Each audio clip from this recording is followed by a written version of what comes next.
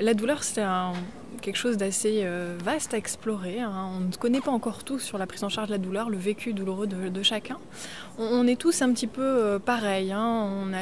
On est tous influencés par des composantes de la douleur, qu'elles soient sensorielles, émotionnelles, cognitives, comportementales, et aussi par rapport à notre patrimoine génétique. On peut être complètement semblable, avoir le même patrimoine génétique. Pour autant, notre environnement va pouvoir nous influencer. Si on prend deux jumeaux par exemple, l'environnement va faire que face à une même situation, ils peuvent avoir des réactions différentes.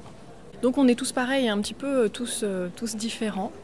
Et puis il y a un certain nombre d'études qui ont cherché à savoir est-ce qu'il y avait des différences de seuil de douleur par exemple chez les hommes, chez les femmes, chez les enfants. C'est pas si évident que ça en fait de pouvoir trouver des différences assez nettes. Parce que finalement, même si certaines études montrent qu'il y a des différences de seuil de douleur chez les hommes ou chez les femmes, d'ailleurs certaines sont contradictoires, donc je ne vous donnerai pas les conclusions. Finalement, au sein des mêmes groupes, au sein du groupe homme ou au sein du groupe femme, eh bien, il y a beaucoup plus de différences entre les hommes, au niveau des seuils de douleur, et entre les femmes, qu'entre les deux groupes hommes-femmes. Ensuite, il y a aussi des petites guéguerres au sein notamment des services hospitaliers entre soignants, parents.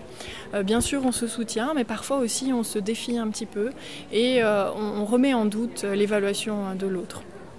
L'enfant, la plupart du temps, on l'écoute, on le croit et puis à certains moments on met en doute son évaluation de la douleur et parfois aussi on va mettre en doute l'évaluation de la douleur des parents. Il faut savoir que les études actuelles montrent que les parents globalement, évaluent mieux la douleur de leur enfant que les soignants. Ça, c'est une première chose.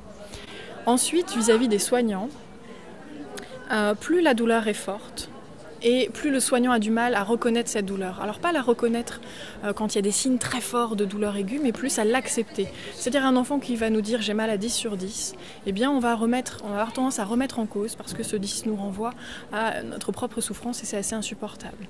Donc il vaut mieux presque pour un enfant qui nous dise 8 sur 10, il a plus de chances qu'on lui donne un analgésique que 10 sur 10, donc c'est assez paradoxal. Vraiment, la prise en charge de la douleur, c'est assez passionnant, il y a énormément de choses et je vous invite à aller voir sur le site Pédiadol où vous trouverez tout un tas d'informations.